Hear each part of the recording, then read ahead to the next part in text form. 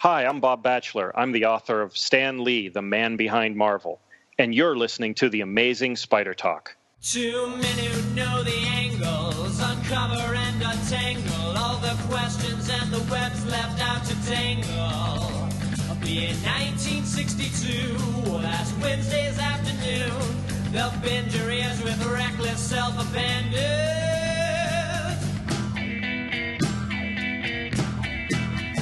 The Amazing Spider Talk. The Amazing Spider Talk. Come swing through the air, sit back and prepare for the Amazing Spider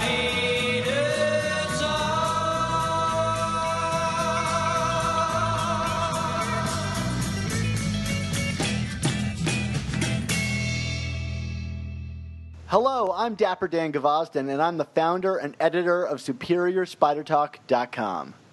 And I'm mischievous Mark Ginocchio, the founder of the Chasing Amazing blog and author of 100 Things Spider-Man Fans Should Know and Do Before They Die. Thanks for joining us for the 6th episode of the all-new Amazing Spider Talk. We hope you enjoy this podcast and that it provides an intelligent conversation between two fans and collectors as we look at the Spider-Man comic universe in a bit of a bigger picture. In this first season of the all-new Amazing Spider Talk, Dan, we've been taking a closer look at the Stan Lee and Steve Ditko creative run on the title. Last time out, we talked about the bad guys that appeared in the run. But today, we're talking about the man himself, Stan the Man Lee. And we are joined by Bob Bachelor, author of the upcoming biography called Stan Lee, the Man Behind Marvel. But Dan, before we do that, I do think we should acknowledge the passing over the weekend of a longtime comic book creator, Len Wein. I mean, Len, of course, was responsible for a number of historic creations in comic book history. I mean, most notably, probably he was the co-creator of Wolverine. But in terms of the Spider-Man universe, he is part of the elite company of writers to have had an extended run on Amazing Spider-Man. He did that in the 1970s following the Jerry Conway run. He was sandwiched between Jerry Conway and Marv Wolfman. We had Len on Amazing Spider Talk a couple years ago, right? We were you got him at Long Beach Comic Con? Yeah, that's what's so shocking to me about this is I feel like I saw Len Wein all the time. Like he's at all the cons out here in California, and I just saw him a couple months ago, and I always thought, like, well, I don't need to get an interview with him again, because he's Len. He's at all these things, with his big Wolverine fighting the Hulk, backdrop and stuff.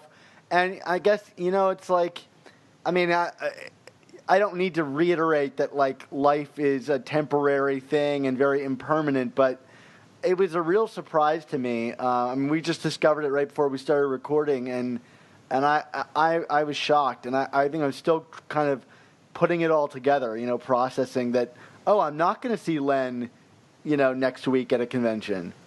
Yeah.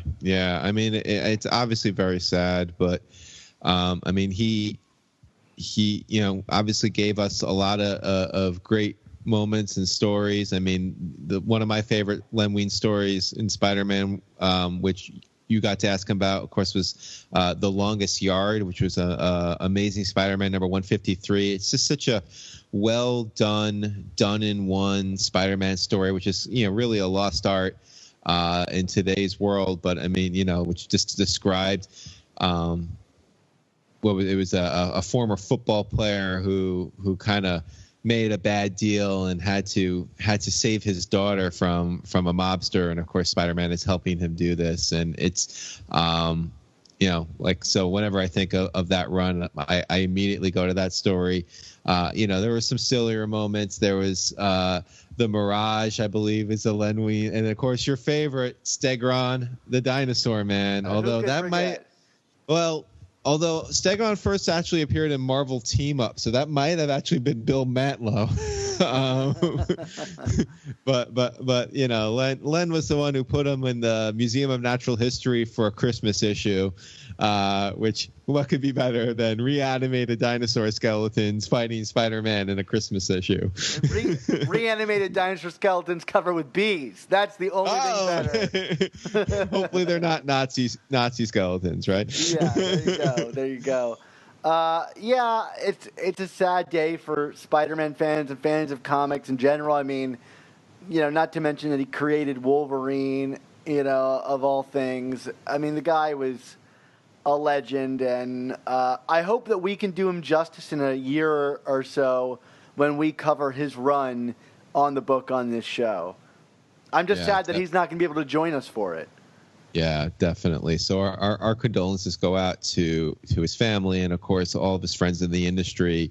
You know, I already saw on my Facebook feed, Dan. I mean, you know, a lot of the people that we've talked to over the years on this show, I mean, they've been pouring condolences out. So, I mean, it's a big community, but it's a tight community. And you know, I'm sure there are a lot of people who are, like you were saying, are just trying to kind of process this idea that, like you said, you know, at the next con or whatever, we're not going to see Len. So again, the condolences go out to everybody. We're really sorry for this loss.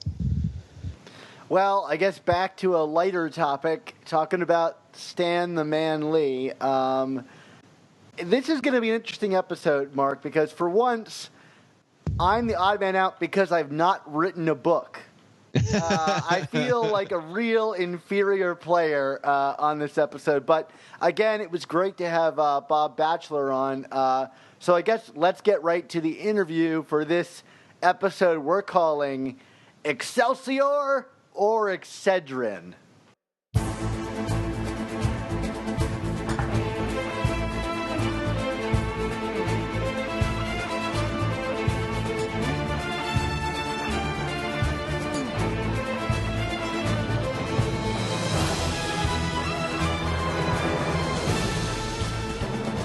Steve had said, having an idea is nothing, because until it becomes a physical thing, it's just an idea. And he said it took him to draw the strip and to give it life, so to speak, or to make it actually something tangible. Otherwise, all I had was an idea. So I said to him, well, I think the person with the idea is the person who creates it. And he said, no, because I drew it. Anyway, Steve definitely felt that he was the co-creator of Spider-Man. And that was really, after he said it, and I saw it meant a lot to him, that was fine with me. So I said, fine, I'll tell everybody you're the co-creator. That didn't quite satisfy him, so I sent him a letter. I put it in writing. To whom it may concern, this is to state that I consider Steve Ditko to be the co-creator of Spider-Man along with me, something like that. And I sent it to him, and I said, you can show this to anybody you want to. And I found out that Steve still objected to that because he felt I used the word consider. I consider Steve to be the co-creator. Apparently, he felt that wasn't definite enough. So at that point, I gave up. I mean, we just, I haven't spoken to him or heard from him since, I don't think. But do you yourself believe that he co-created it? I'm willing to say so. That's not what I'm asking you, sir. No, and that's the best answer I can give you. So it's a no then, really? Pardon me? So it's a no then? No, I really think the guy who dreams the thing up created it. You dream it up and then you give it to anybody to draw it. I mean... But if it had been drawn differently, it might not have been successful or a hit, I suppose. Yeah, but then I would have had created something that didn't succeed. Valid point. But I don't want to... you made me say that in this documentary that you're doing, and I'm sorry I said it because... I'm happy to say I consider Steve to be the co-creator. But you can see... I think if Steve wants to be called the co-creator, I think he deserves to be called the co-creator because he had done such a wonderful job.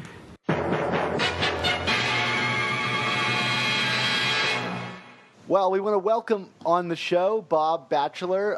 Bob, you're the writer of Stan Lee, the man behind Marvel. Why don't you tell us a little bit more about yourself and this book you've got coming out? Sure thing, guys. Thanks for having me on today. The book comes out on September 15th, and it is the first, what I'm saying or calling the first full-scale biography of Stan Lee. I think some of your listeners will certainly have read some other things about Stan Lee that have been published. That I would call those more company histories or cultural histories. What I hope to do with Stan Lee, the man behind Marvel, was present Lee's life at the center of the story like a traditional biography. And so that's what readers are looking forward to, and I'm looking forward to getting out into the world. I am a college professor. I teach at Miami University. I teach in the media journalism and film department. I've had a long run as a college professor. Before that, I worked in corporate communications and marketing for various large companies. Like most people, probably a lot of your listeners, a lifelong Marvel fan, and I feel like in some ways I grew up with Stan Lee. So this is maybe the book that I've been planning to write my entire life. Yeah, how did that come about? Well, in my past as a writer and a cultural historian, I've always looked for topics that were really large. So I've written a book, biography of the book The Great Gatsby, and I wrote a book about the television show Mad Men, and I wrote a critical biography of John Updike. So I look for these really large popular culture topics.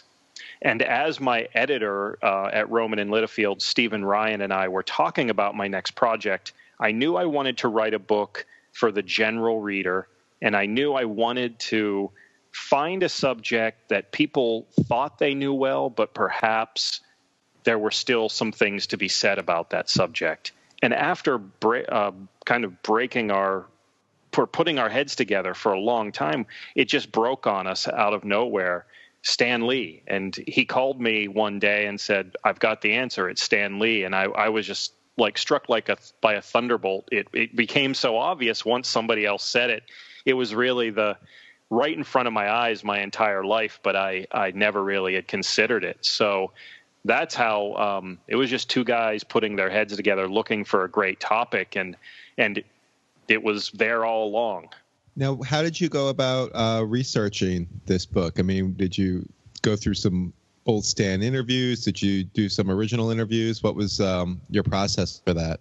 Yeah, that's a great question. I purposely did not seek Stan's authorization for this book, and I purposely did that because I wanted it to be a truly as objective as possible biography / history of the man and his era. And so rather than base the book on, doing 100 or 150 interviews or something like that, I thought to myself, there's more than enough archival information about Lee. There's hundreds and hundreds of interviews. If I spend time in the Stan Lee archives at the University of Wyoming and really dig there and then go to some other archives, get some other rare collections, go through those, read several hundred comic books, I'm going to be able to create a picture of Lee that maybe is a little bit more objective or a little bit, I don't want to say friendly or unfriendly, but maybe using my training as a historian and a literary analyst, I could create a picture that might be a little fuller and without some of the bias that other people carry when they talk about Lee. Well, that's funny you say that because this episode is called Excelsior or Excedrin. And I think really you can fall on either side of that, when you're talking about Stan Lee. And typically when it's coming from Stan Lee's mouth, it falls much more obviously with Excelsior. So there's a lot of kind of myth to break down. I mean, he seems like a man, he's famous for creating myth, but one of his most famous myths might be himself. So how did you kind of break, through that? And I guess, what are your feelings about that as well? Oh, that's a wonderful question, and I really think it cuts to the heart of who Stan Lee is as a person. My gut feeling, and having spent a career working and teaching in marketing and strategic communications, is that it's too easy to just say that Stan Lee was some kind of P.T. Barnum figure. I think it's really an easy criticism to say Lee was doing this all for himself. But if you look at the evolution of his career, particularly, I mean, the guy's in comics for 20 years easily, 20 plus years before he hits it big with Fantastic Four and Spider-Man.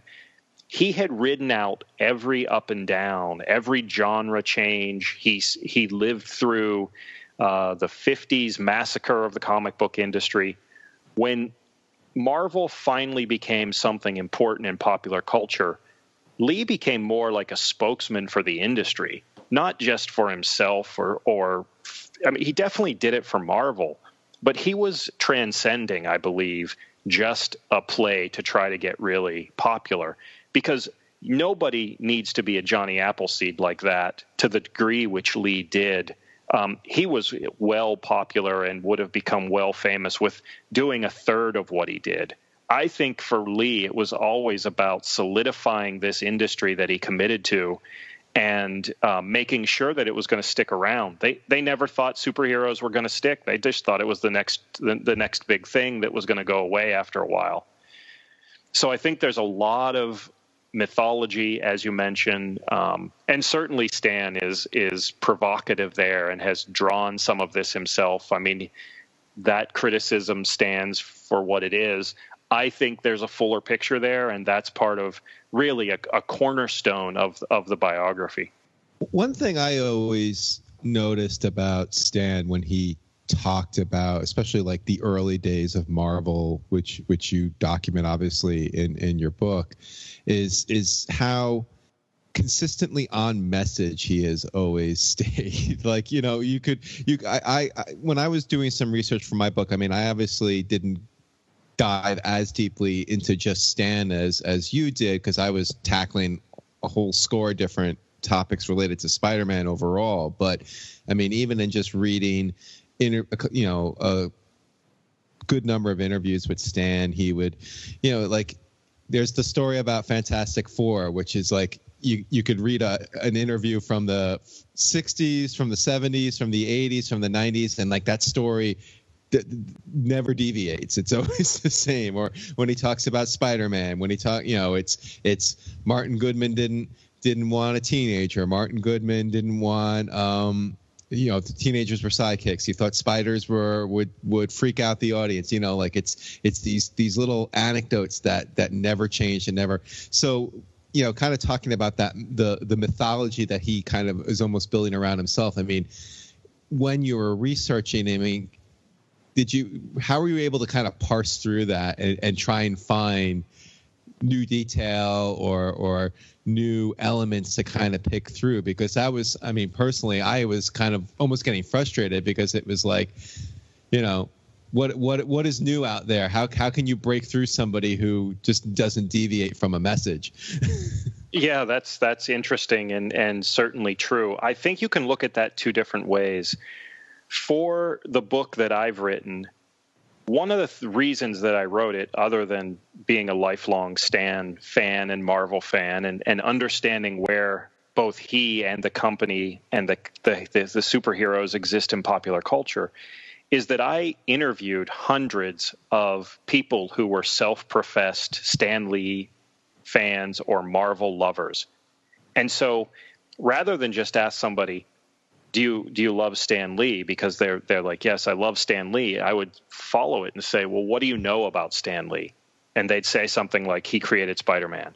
And I'd be like, well, don't want to burst your bubble, but that was a co-creation. Do you understand that? And the more you talk to self-professed fans of all age groups, I found they don't know, or many of the things they thought they knew were a little off or outright wrong, and many of the things they didn't know anything at all about Stan or really very much about Marvel. And so I'm trying to bring that story to them. And I think when Stan stays on the party line on certain issues, that at some point you have to then present that argument when you know the majority of the people who pick up the book don't know much at all. It's almost like teaching college students. I have students who are very bright. They don't know tactically the kind of things they need to do to achieve in their career. But if I explain it really well and make the connection for them, they see the bigger picture pretty well. So as I'm digging through the various stories, I think people who don't want to believe in Stan's role in the co-creation process dismiss those stories. My tact was that you have enough people across writers he hired, other artists, other people who were influencers at the time, that you could build a case for what Lee is saying and doing that's just as credible as, say, the people who are big Jack Kirby supporters who take every word he says as gospel and take every word Lee says as an outright lie. I know that's heresy for some of your listeners, and I certainly am not taking Lord Jack Kirby's name in vain in any way.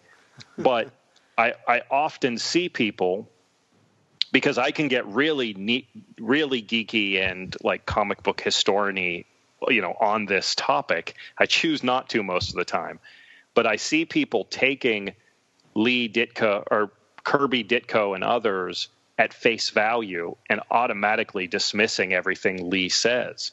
So I think on one hand, you have to bring those stories and those ideas that Lee keeps consistently saying to the audience, but also massage them around and provide the context that gives the reader a full understanding. Like you're not just believing everything Lee says, you're adding that body to it that makes it much more solid. I want to get into the kind of like specifics of the Ditko era with you, but I think you mentioned all of the work that Stan was doing, not just for Marvel as a company, but for comics in general, and it's kind of mythologizing is part of that. So, like, I've always seen the critiques of Stan and his mythology as almost like ringing hollow, because even if they are true, I think a lot of people turned up for these comics because of this mythology of who Stan Lee is. Like, he was the guy you showed up for because you wanted to be buddies with this guy, from his soapbox on down. How much do you think, like, Stan Lee the person, like, forget about his comics, Stan Lee the person was the draw to these early comics?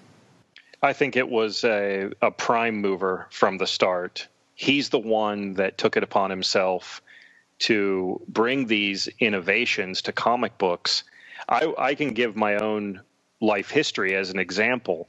I was a poor kid growing up in western Pennsylvania near Pittsburgh. As a little kid, I had no conception really of what New York City was. I had very little conception growing up in the early to mid 70s. Anything about like the big city. I grew up in a very rural, poor area. But when I got those Marvel comic books and I read Stan's soapbox, I felt immediately like there's something about this guy. I felt a kinship to him. And I've heard many people say, it's like receiving a message from Uncle Stan. And so the ability to break through that fourth wall the way that he did in the comic books, but also build a personality around that. I think it's fascinating. It was a prime draw in the 70s. It's prime draw in the 60s. It's been that way ever since. Last year, I saw Stan in his final Ohio appearance at the Cincinnati Comic Expo, and there were hundreds of people there, and he was the draw, obviously. They would come out of line, and standing in a line for 4 or 5 hours, and you'd think people would be upset in this kind of fast-paced world. They don't want to stand in line. Every single person coming out of that line, it looked like Christmas morning. It was one of the most amazing things I'd ever seen. And some of these people had paid premium kind of money to get the Ultra Stan Lee experience at the Comic Expo, it didn't matter. There were dads with daughters, there were little kids, there were old men. Universally, hugest smile I've ever seen. It was better than being at a wedding or a graduation. It was a really amazing thing to watch. So I think Lee's always been the draw, and because he's the face, that's where the criticism comes in. Where I would argue, as in any industry, somebody had to be the face. Lee was in the right place at the right time, had the right mindset, caught kind of the tailwind of pop culture bursting, lots of other cultural factors coming into play, and there he is. I think it's hugely important to the comic book industry. Not to make you pick a side, because that's not really where I'm going for with this question, but just to kind of set it up for a second, it's the idea of the co-creator.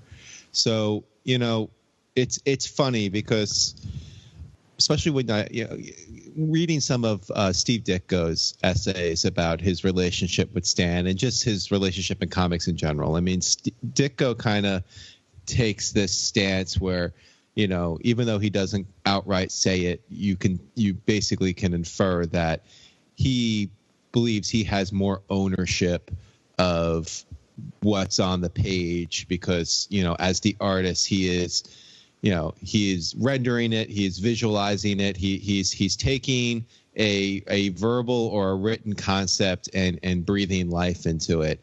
And, Stan, whenever he's been pressed about this whole idea, I mean, he will always say, well, I consider Kirby, I consider Ditko co-creators of these things. And in one of the few times where I feel like that Stan kind of did go off message, there was this documentary from the BBC about a decade or so ago called In Search of Steve Ditko. And the interviewer kind of pressed Stan on this thing about, well, what do you mean you consider Steve the co-creator? Why isn't he just the co-creator? Why do you have to kind of, preface it and put conditions on it? And then Stan kind of broke a little bit and said, I feel the creator is the one who dreams up of the idea.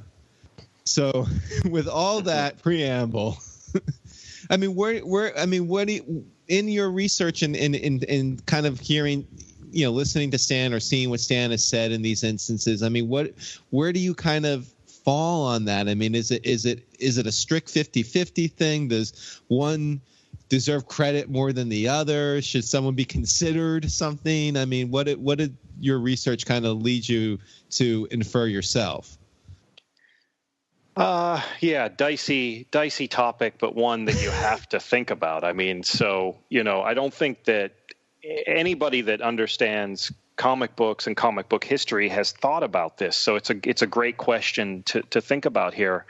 I personally am a word guy. And so as I was growing up, the pictures meant very little to me. And that might seem blasphemous to some people, but to me, Marvel was the words, and Spider-Man's tone, which I now understand as a literary analyst, is an author's voice, the way they establish scenes, things like that, is very definitive. What my research revealed about the voice topic is that if you look back on what Stan wrote that you can get your hands on pre-1960, 61, the voice is consistent. So even if you go back to the first story he ever wrote, which many of your readers might have seen, it's a little 2-page short story in a Captain America.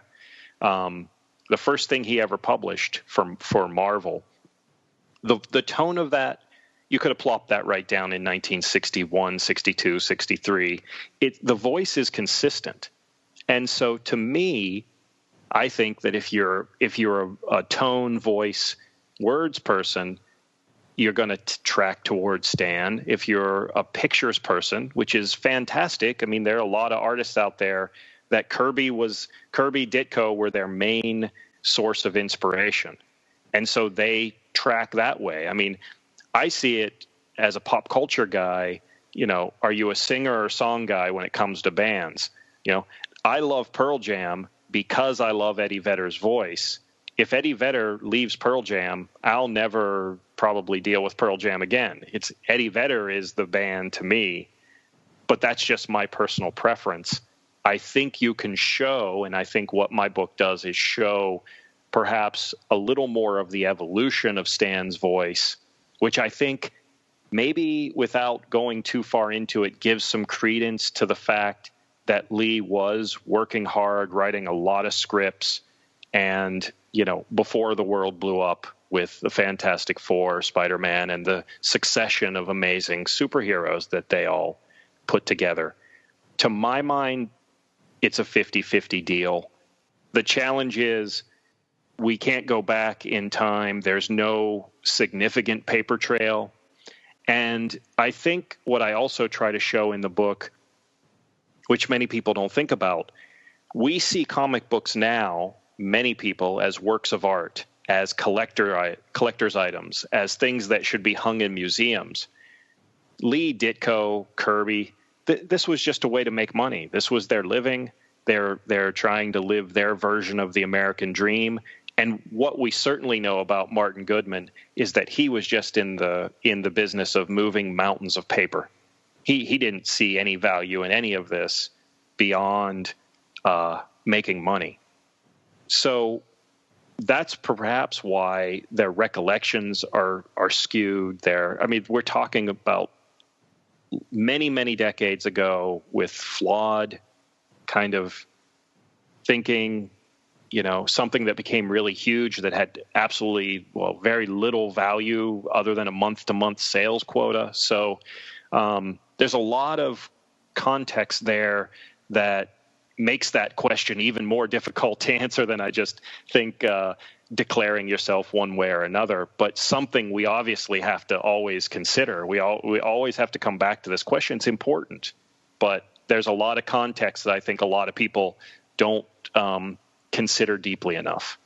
If I can, just because we've thrown this name around a couple of times over the course of this conversation, Martin Goodman, he was the publisher of Marvel comics during the pre-superhero days, right, Bob? So, and he was more or less the one that kind of thrust this idea on Stan after Justice League came out from DC to come up with a Marvel version of the Justice League, which ended up being Fantastic Four. Sure. Yeah. So Martin Goodman is the founder of this mini publishing empire that grew out of the roaring 20s. And Goodman's main objective was to publish these kind of salacious, semi-nudie, celebrity-based magazines. It was really kind of a weird, he's a fascinating but very odd guy. There are stories about him. Even he liked to surround himself with family members. So all of his brothers and cousins and they all worked for him. But they still had to call him Mr. Goodman. It was a very kind of old school. But then you also hear stories about Goodman, where he, kind of Mad Men-ish. He'd drink through lunch and kind of play backgammon through the afternoon and sleep on his couch. So it was a very weird era. But he saw comics as important, and by giving Kirby and Joe Simon the ability to create Captain America and then promoting that book, he really is a central figure in comic book history. And he's really the power behind everything that's going on at Marvel. About the only thing he did on a issue-to-issue basis was focus on the covers. He had a big thing for covers, but otherwise, when things were going well and money was coming in, he gave Lee some leeway. Whenever money would get tight or comic book sales would dip, he immediately wanted to cut titles and go on to something else. So he was kind of a genre jumper. If somebody else brought romance comics out and they started selling, he'd flood the market. So it was really kind of a strange business ideology that Goodman had. but he did have power over Lee, and he did use that power throughout their time together from, the late 30s through when they sell off Marvel in the early 70s. So Goodman's a character he's always there, and he's very important. A lot of people don't think that maybe as much as they need to about him. So you mentioned that Stan Lee's voice remained consistent even from his early comics to, the mid 60s. I think he's pretty consistent throughout his life. Maybe not in terms of popularity, but anyway, there was a point in time where he was writing upwards of 12 comics at a time for Marvel, and yet his voice does remain pretty consistent. What would you use to describe Stan Lee's voice as a creator? What is a Stan Lee comic like? And is there a prototypical comic that you think is very Stan Lee, maybe a Spider-Man comic? I think that Lee's voice remains consistent, and there's a tone there that certainly, I think we would say in today's parlance, smart alecky. That kind of, I know something you don't know, wink, wink kind of tone. But you also see his tone change over time, because one of Martin Goodman's edicts was that comic books were for children 10 and under and imbecilic adults. That's who he saw as his marketplace. And that kind of gives you an understanding of where Goodman's head was about comic books. So when he did look through the comics, if Lee tried to put larger words in or be too, I guess, air quotes, intellectual in the comic books, Goodman would come down on him. As the era progressed, and I'd say into the 50s, and then obviously with the 60s, some power really shifts between Goodman and Lee once the Fantastic Four and Spider-Man take off. Lee is able to bring more of his own writing and showcase his own voice in a way that the early Spider-Man books really show. The way that he scripted, co-scripted, and edited the early Thor and some of the Iron Man books. There's a bit of aspirational language in those comic books, but Stan still understanding that you can't go too far because the audience had not shifted completely yet, and he still had to pay attention to what Goodman had to say. It's an important thing. We think of a writer today in seclusion, in a library, in an office, writing, pounding out scripts and books and things like that. Lee's job was so much more. I mean, he's really the production editor, the art editor, editor-in-chief, head writer, so many different roles that Lee's playing. I think that's why the Marvel method becomes necessary. And Lee's got to teach other people and help other people understand his style, because he's pulled in so many directions. As Marvel explodes, his job grows exponentially. So, I mean, certainly the early Spider-Man comic books, those early runs, there's a mix of kind of, storytelling of that era, some very dated language, which I think is interesting for the way that Lee writes at the time. And I think that there's a voice there that's pretty consistent. I think if somebody wanted to see the early Lee, the early Spider-Man books are the best way to do it. If you have access to Marvel Unlimited or something like that, or you collect, I think you could certainly go back to some of the like the Rawhide Kid stuff. Anything that he did with Joe Manley, I think is good to see that consistent voice throughout. So there's definitely early comic books available. Sometimes it's difficult because you're not really 100% sure. Usually Lee signs what he does, even pre Fantastic Four. So you can see it. You can see it in a lot of even the monster books that were big in the late 50s. Not to go back to the artist stuff again, but one thing that does interest me, I mean, putting aside what we learned about Stan's relationship to some of these different artists years later. Even early on, it seemed that Stan and Steve Ditko kind of had an odd relationship. I mean, Ditko left earlier. He left in 65, I believe. Does that sound about right, Dan? Yeah, I think so. Whereas Kirby stuck around with Fantastic Four for a while, for many years. And also during the run on Amazing Spider-Man, I mean, Stan more or less just kind of let Ditko run the show and even gave him a co-plotter credit on a lot of the stories that they did together, which was kind of, from a creator's rights standpoint, was kind of unprecedented in that era. I mean, in your research, I mean, what were you able to kind of chalk up kind of the difference in relationship there? I mean, was it just that Ditko was just, I mean, even though Kirby talked very bitterly years later, I mean, there had to be something that made him click with Stan for so many years, whereas Ditko, who we know is kind of an aloof personality on many levels, kind of just early on broke ties with Stan and really wanted nothing to do with him after a while. Yeah, I think I don't know how much research there is. I mean, to break this understanding down, but I think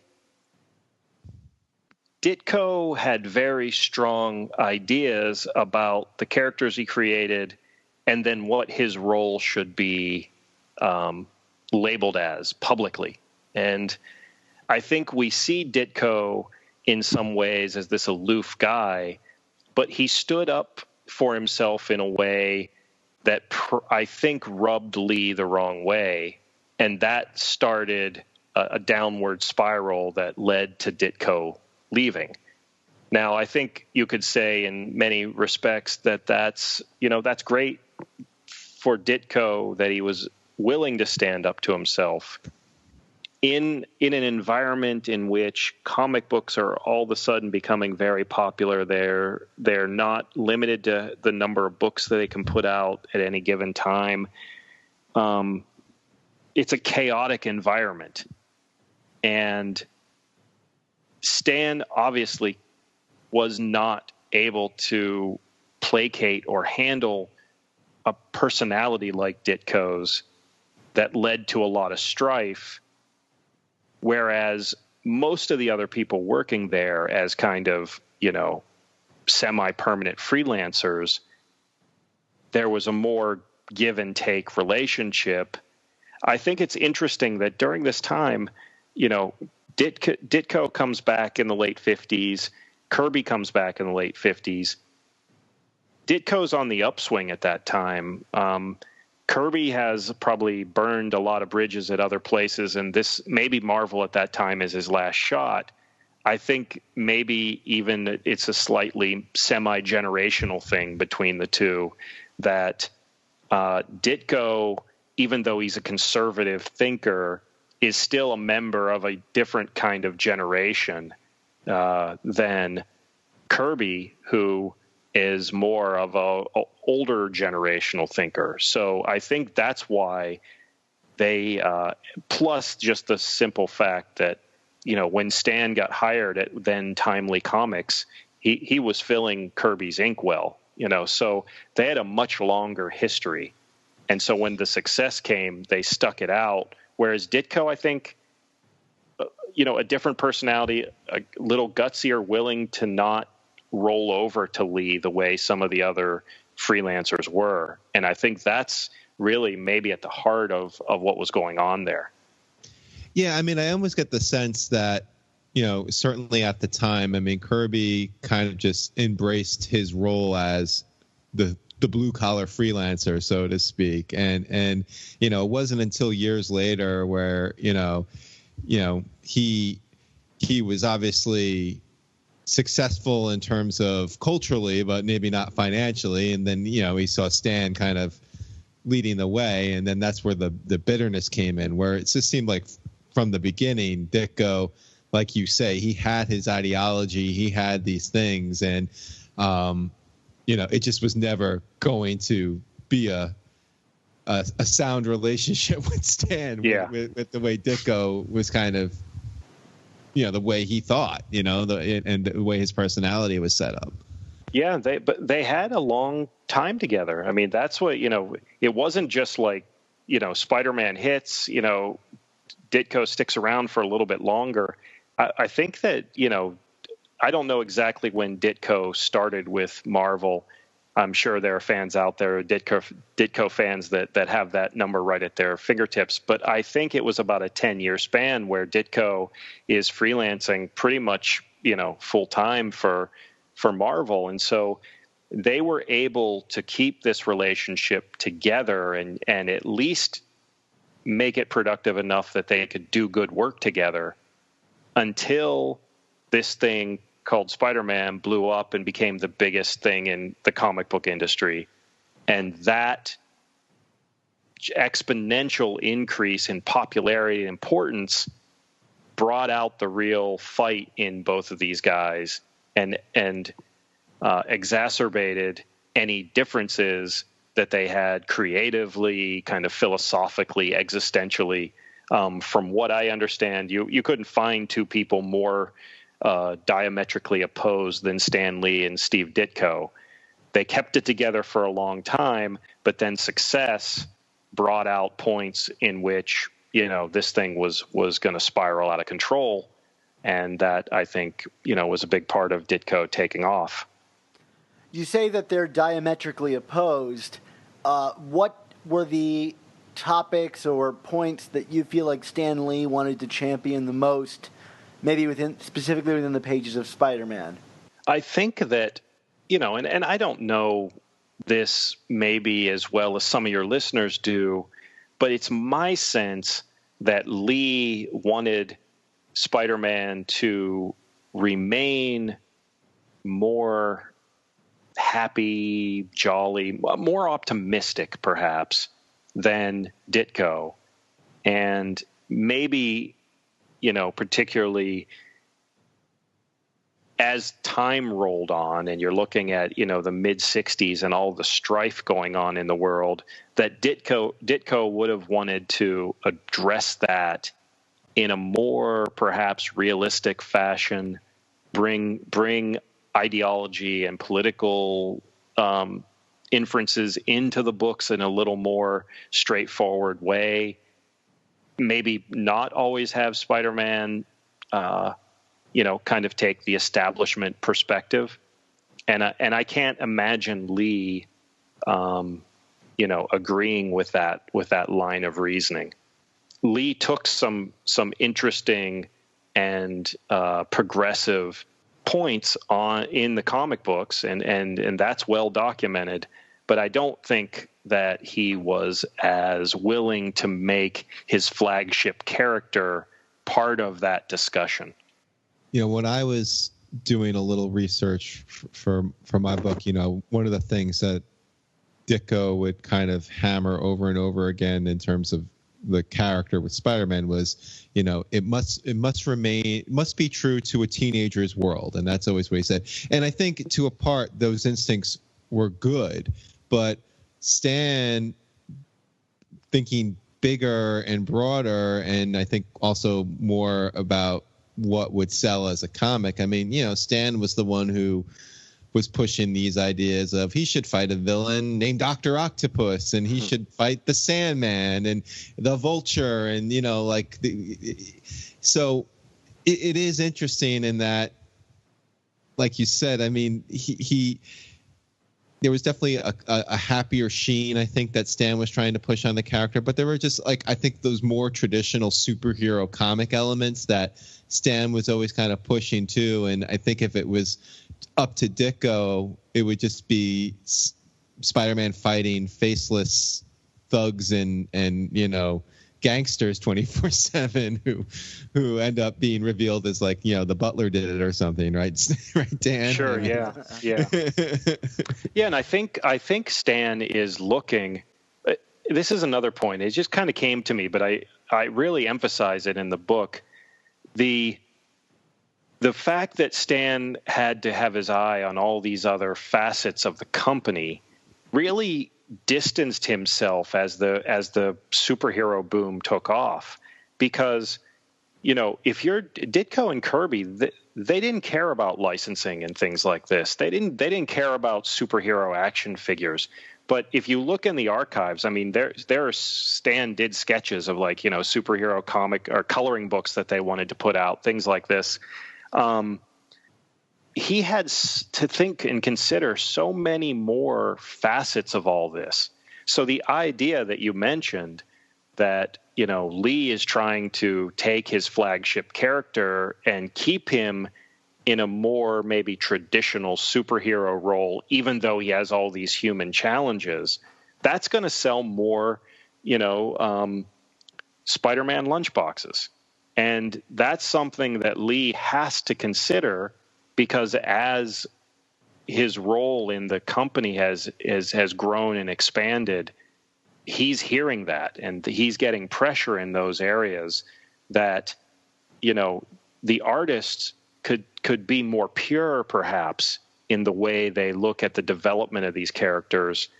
Whereas Lee is like, well, we need a Spider-Man cartoon, and we need, I remember I had this Spider-Man is a doll with a parachute attached, and you throw it as high as you could up in the air, and it'd parachute back down to earth, So Stan Lee wants there to be Spider-Man Halloween costumes, and we look back at this now and think, well, this was just a creativity thing. It was a pureness versus non-pure. But at the time, there were real financial implications to how this character developed. I mean, just to jump off one of the points you're making there about kind of, again, the bigger ideas with Stan. I mean, one of my favorite anecdotes, actually, it was kind of post-Ditko, was with John Romita Sr., during the development of the Spider-Man animated cartoon in '67, and Romita saw some of the looked at the pilot and basically went to Stan what are you doing? The show is terrible. Mm-hmm. which from a comic book standpoint it was. I mean, the production values were off, and Stan kept saying, no, you got to trust me on this one. This is how many thousand people read a comic? This is going to go to millions. And yep. and it's true. I mean, that cartoon put Spider-Man more on the map than even those early comic books did. I mean, it's easy to kind of look back now at Spider-Man being this phenom about, Amazing Fantasy 15, and he was a hit from day one. But the fact is, it was the cartoon that kind of put him even more on the map and opened him up to an even broader audience. And it's like, again, those instincts he's got. Say what you will about the salesmanship and how he rubs people the wrong way, but I just feel like you can never doubt Stan Lee's instincts. Yeah, that's a really great point, because Lee is pushing those areas, and in some of those early multimedia efforts, Lee would get, like he does now with the producer credits, he'd get the credit, but, the rights were already sold. Those early animators, they controlled everything. And it was Lee's vision to see that this character could be that much broader. The way that Superman and Batman had been so much broader. He learned from watching what had happened with those characters and saw a path that Spider-Man could then take. And so, having that understanding of it's not just about comic books, it's about so much more, and how that relates to not only the popular culture, but the company's success long-term, I think is really a significant point that people should think about. It's another one of those context points that if you don't think about the whole context, you're going to be missing big parts of the story. All right, Bob. Well, I think that's a good place to end this conversation. We've really covered a lot of Stan Lee and his time at Marvel and the controversy around it. So why don't you tell our listeners where they can, I guess, find more of you on the internet or find your book if they want to learn more? Okay, so if you're interested in finding out more about Stan Lee, the man behind Marvel, you can certainly order the book from Amazon, Barnes & Noble, the other large publishing companies. I have additional Stan Lee information at my website, which is www.bobbachelor.com. Very simple, just my name. I tweet at cultpopculture or at cultpopculture. I'm pretty active on Facebook. We have a Stan Lee, the man behind Marvel, Facebook page where we also post. And later this year, I'm going to be unveiling a virtual museum. And I'm hoping that it's going to cover broad swaths of American popular culture, particularly in the 20th and 21st century.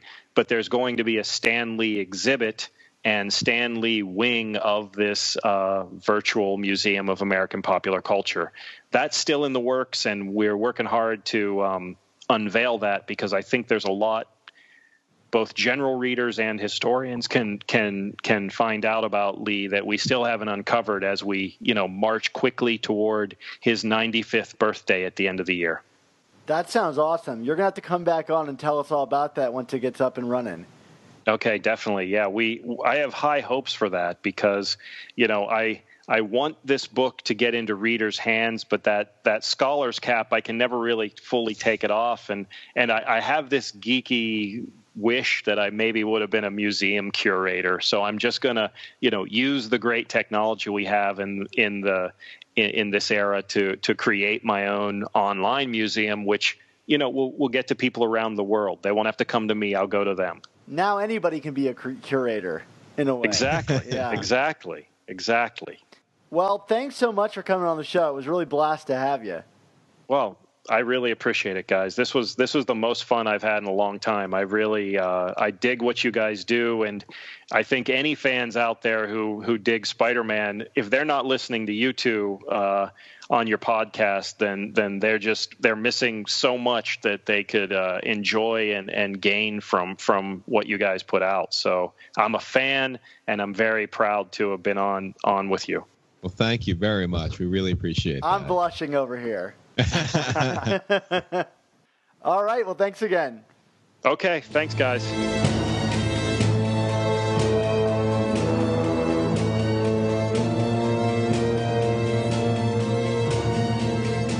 Well, thanks again to Bob. That was a real fun conversation, Dan.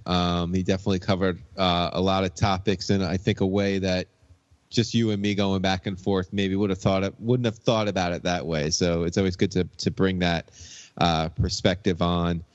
Dan, our next episode is going to be out in 2 weeks, September 27th. What's the title of that show? Well, that show is going to be called Papa Jonah. Yay! Yes. It's all about pizza? No, we're going to be discussing the man who might be Spider-Man's greatest enemy. That's none other than the old cigar-chomping flat top himself, J. Jonah Jameson. Why are you talking? I need pictures of Spider-Man, Dan. Right on it, sir. Also, for our Patreon subscribers, be sure to check out our Patreon page and your podcast feed for this week's bonus episode.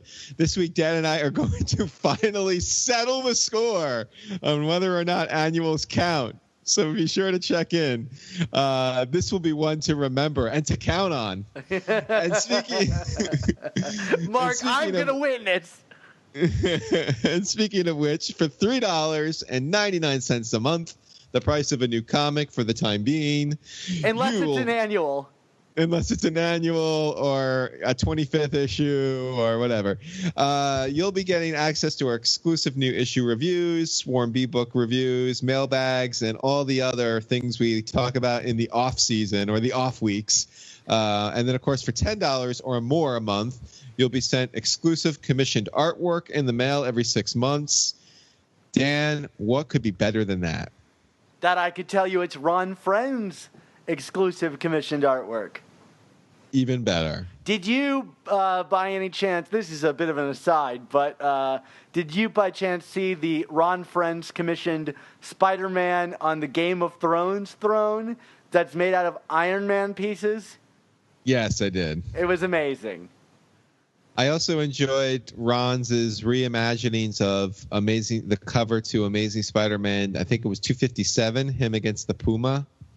Yep. Where it was like, oh, is this like someone was like, oh, this is even better than the original. Was this rejected? And he was like, oh, no, I just can't. I just decided to redo this one. So we are getting the cover of Amazing Spider-Man 33, that moment of Spider-Man lifting the steel, drawn by Ron Frenz. I couldn't think of anything cooler to hang on my wall. So come join us over on Patreon and get a piece of that action. Wait. Why does it get to be on your wall, Dan? Well, I mean, it's going to be on everybody's wall. That's true. Okay, fair enough. I'm buying into this too, Mark. I'm supporting us. Anyway, Dan, where can we find you on the social medias?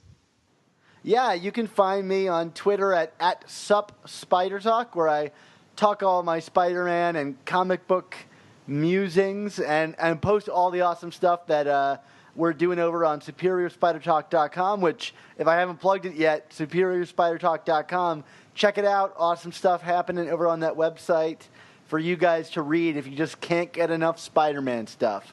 Mark, what about you? Well, of course, you can find me on the Twitter at ChasingASMblog, and you can find me on SuperiorSpiderTalk.com. As long as a new issue of Amazing Spider-Man comes out over the next 3 months, I guess. Where is this issue? Yeah, I don't know.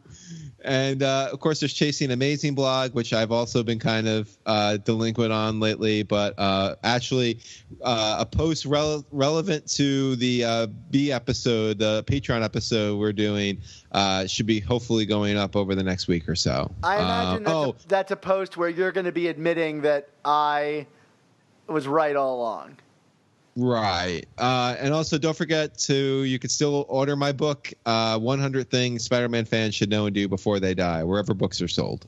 Awesome. Well, we're talking about Stan Lee today, and I think, as much as it's been attributed to Uncle Ben, this famous phrase of ours, it's really Stan Lee who coined our favorite adage, Mark. What would that adage be? With great podcasts must also come the all-new Amazing Spider Talk.